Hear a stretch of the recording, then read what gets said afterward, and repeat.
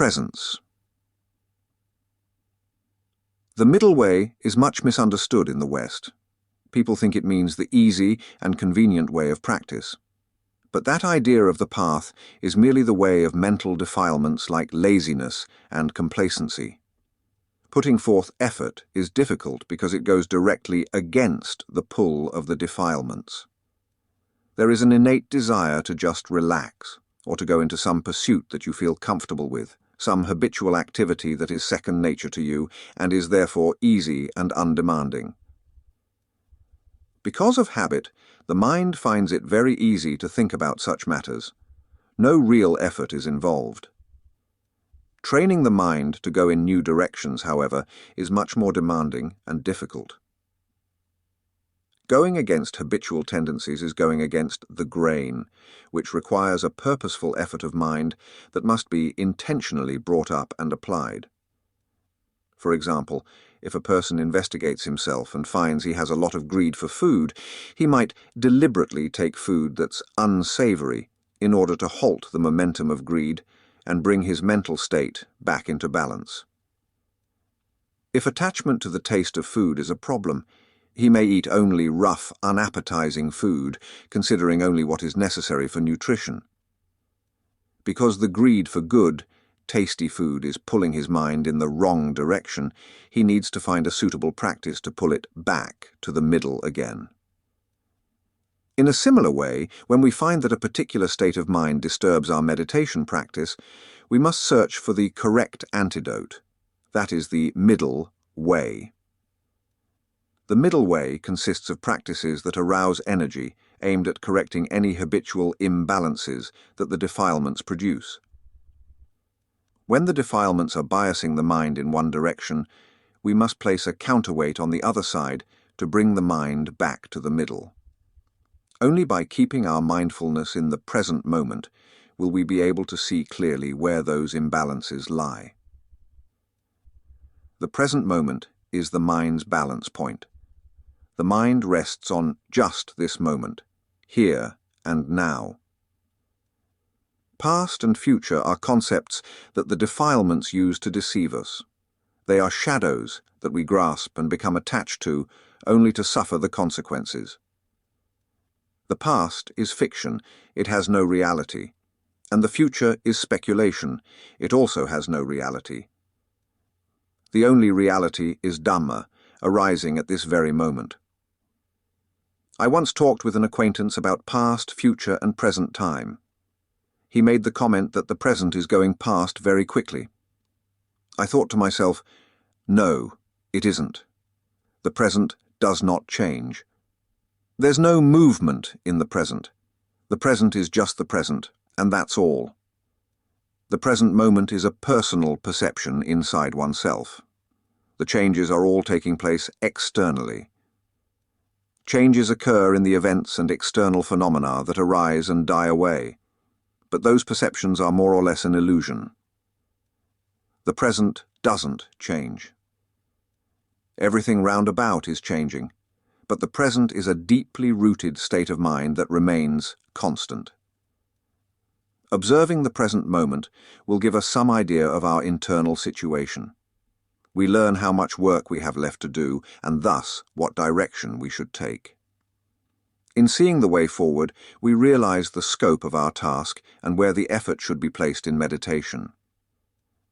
In essence, by being present, we are cultivating right mindfulness.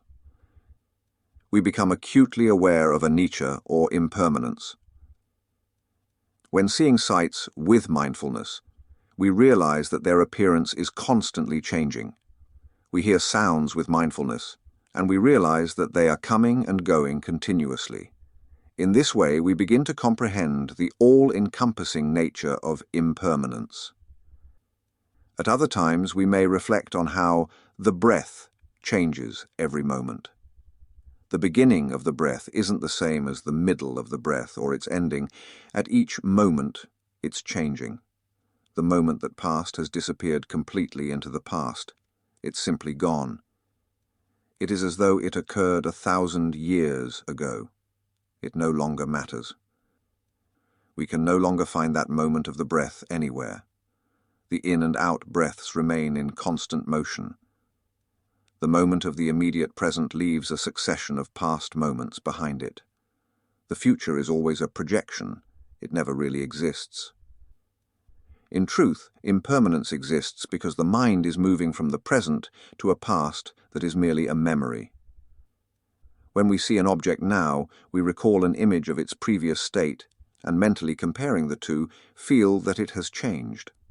In that way, we experience the changing nature of phenomena all the time. If we could remain thoroughly in the present, we would find no change at all. So, we could say that the present is permanent. It's not changing. What changes is the mind that whirls around going from past to future and back again. Change becomes a problem for the mind because of the mental outflows that drag the mind out into the swirling mess of thoughts and emotions, causing us to get caught up in the confusion. We become so carried away by the changing nature of the world that we forget about the present reality, causing us to deal with an unreal situation all the time. We become so involved with perceptions of past and future that we neglect the present moment entirely. So always keeping the mind in the present, firmly established in the here and now, is an excellent way of developing mindfulness. When we keep to the present, our minds are anchored in reality. We know our situation. When we are unaware of our situation, we're not in the present. For that reason, keeping the mind grounded in the present moment is a valuable training. One advantage of being anchored to the present is that we begin to see mental states more clearly and thus understand for ourselves how they work. Once we see how our minds work, we start questioning the whole nature of who we are. It is a good practice to frequently remind ourselves that what is here right now at this moment is all that really exists. This is everything. Future and past are not here. We cannot find them. The past is gone, and the future has not yet come. Only this very moment is present. We should keep reminding ourselves of that truth. When we experience states of pining for a past long gone or looking forward to a future yet to come, we can remind ourselves that neither of them exists right now. Craving for past and future experiences is just a delusion. Being mindful of that will bring you back to the present moment. Because problems are based in the past and the future, in the present, there are no real problems. Of course, we can still plan for the future as long as we are fully aware that we are doing it quite deliberately, here and now in the present. But due to old mental habits, we usually forget. We all have habitual ways of doing things. We rely on habitual modes of thinking, behaving, and understanding. So often these habits determine our mental state, making it difficult to realize what the truth really is, making it difficult to be present. Even when we are focused in the present, our habitual tendencies are hovering in the background. If our attention lapses a bit, they take control straight away. The only way to overcome that tendency is to continue practicing the modes of training in Dhamma until the situation is seen more and more clearly. Eventually, we begin to realize how delusory those concepts of past and future are, how they are not at all real. You might say that when the mind is in the present, it is as near to reality as it can possibly get. Whereas, when the mind wanders into the past or the future, it misses out on reality altogether. The past and the future are not real. The past is always something remembered, so we can never actually be in the past. We can access our memory of past events, but when we connect with those memories, we do it in the present. We do not revert to a previous moment in time. Nobody can step into the past, nor can anyone proceed into the future. The mind's projections into the future are just predictions of what may happen based on our experience of the past. Because of that, we can never directly access the future or the past. We're always tied to the present. This is where reality resides. It cannot be otherwise. The more we remain mindful, the more we keep to the present and stay with what's real. The key to it all is mindfulness. The worldly mind doesn't even experience the present moment well. A mind that is very scattered and unable to focus for any length of time ends up in a state of half-sleep, a dreamlike state. In that state, the delusion is almost complete. In that state, we have so much delusion that we are inextricably attached to the normal worldview, which is rooted in accepted conventions. Being locked in to that one-dimensional perspective brings us back to birth again and again. The conventions and the habits that we are so accustomed to are the things that bring us back all the time. For that reason, it's important to break up the delusion which promotes that attachment, but we can't do it too quickly. Like everything else in nature, the more quickly something changes, the more violent the reaction is. So we must patiently develop and sharpen the tools we need to bring lasting change to our whole perspective. And here again, mindfulness is the passport to success. When training to develop mindfulness, we try to be aware of what is coming in through the 5 senses, including our actions, our speech, and our thoughts. But that is merely the training for mindfulness. It's not the real thing.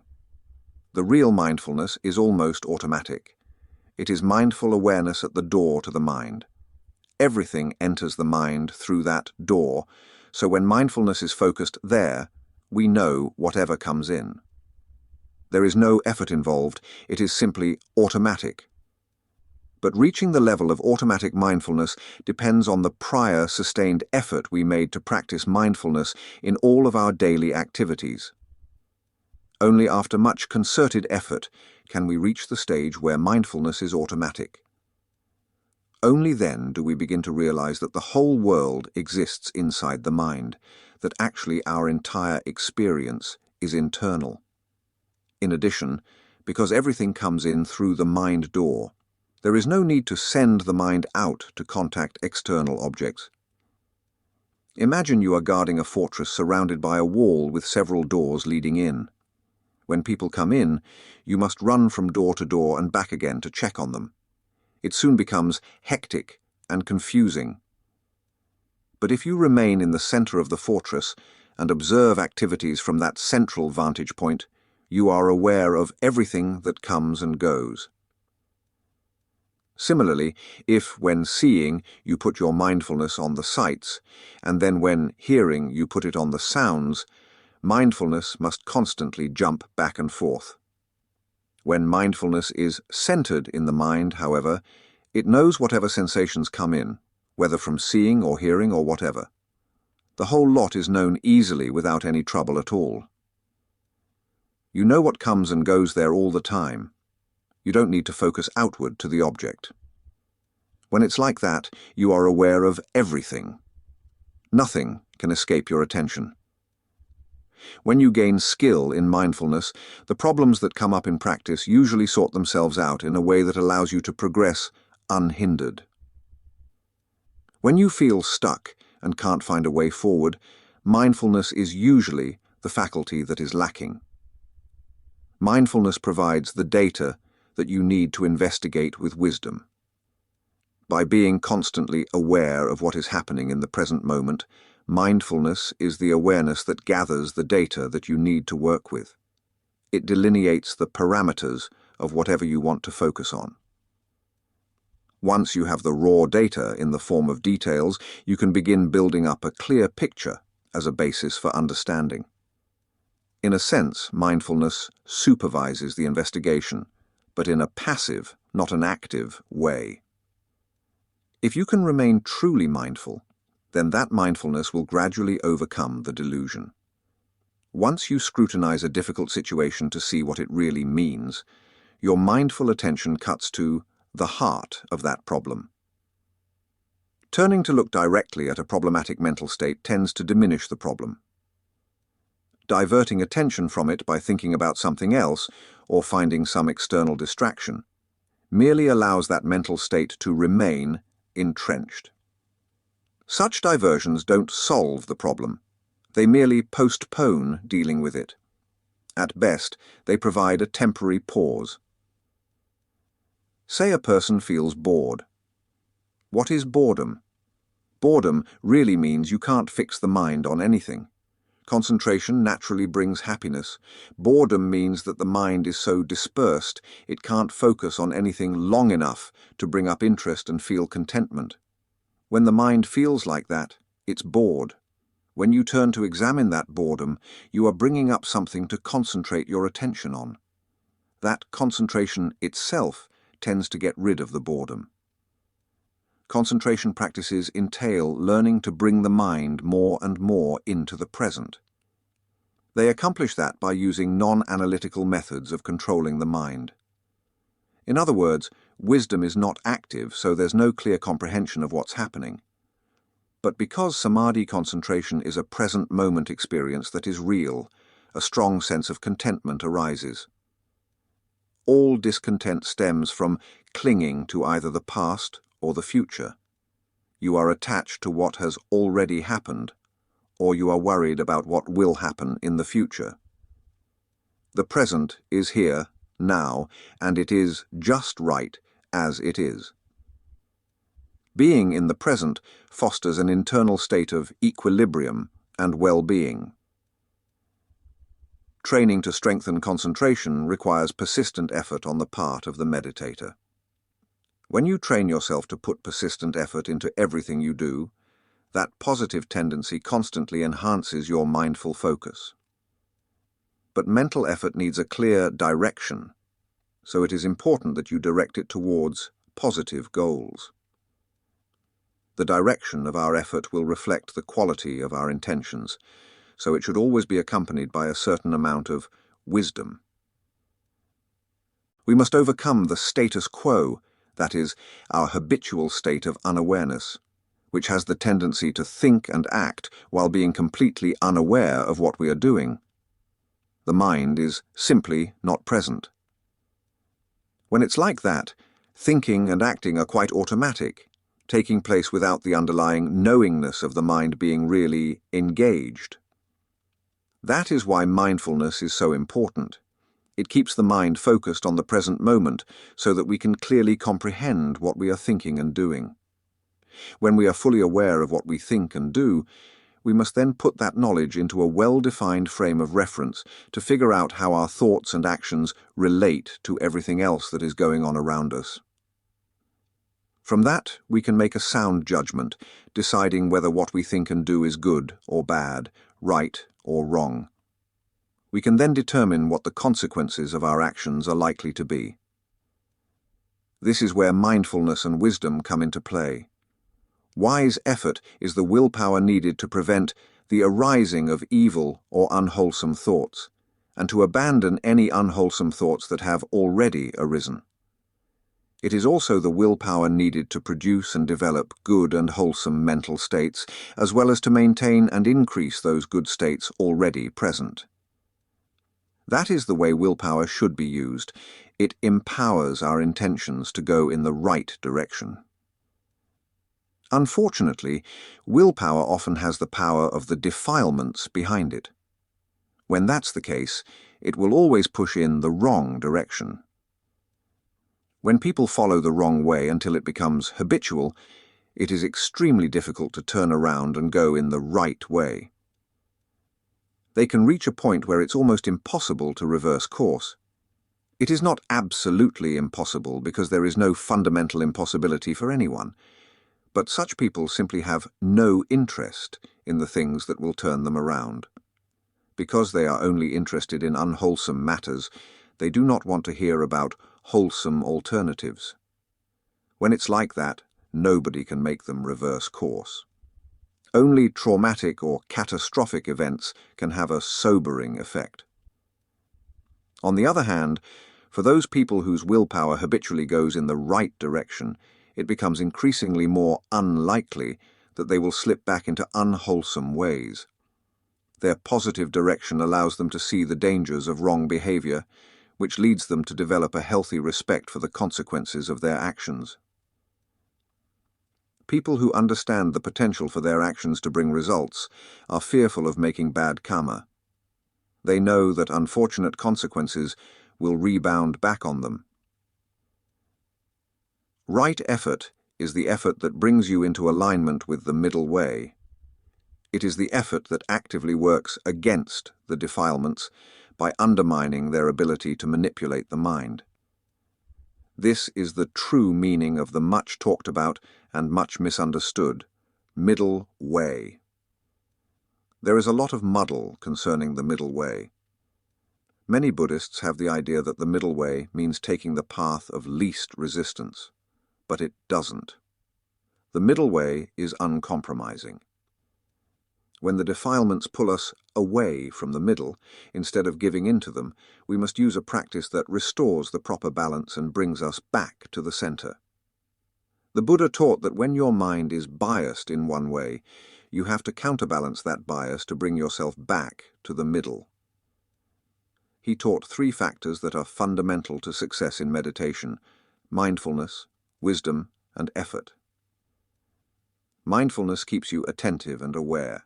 Wisdom directs your attention in the right way, and effort makes you progress further and further along the path. Following the middle path means that you use whichever one of those 3 factors that is appropriate for a particular situation. The defilements do not come up in a nice, orderly fashion. They come up randomly in their own time. Their arising is unpredictable, so you must be prepared to use whatever means necessary to counter them and bring your mind back into balance. Most people think that the middle way is like a good old English compromise, but that isn't true. The middle way indicates the path required to counter the defilements. Because of the nature of their defilements, some people have to practice the strictest austerities to counter them. For such people, those strict austerities are the middle way. Other people, because their defilements are weaker, can afford to practice with more ease and comfort. For them, that will be the middle way. When you go in the direction of the defilements, you are always moving away from the center. Countering the defilements means bringing your mind and your practice back to the center, that is, back into balance. The middle way is a matter of balancing the practice against the strength of the defilements.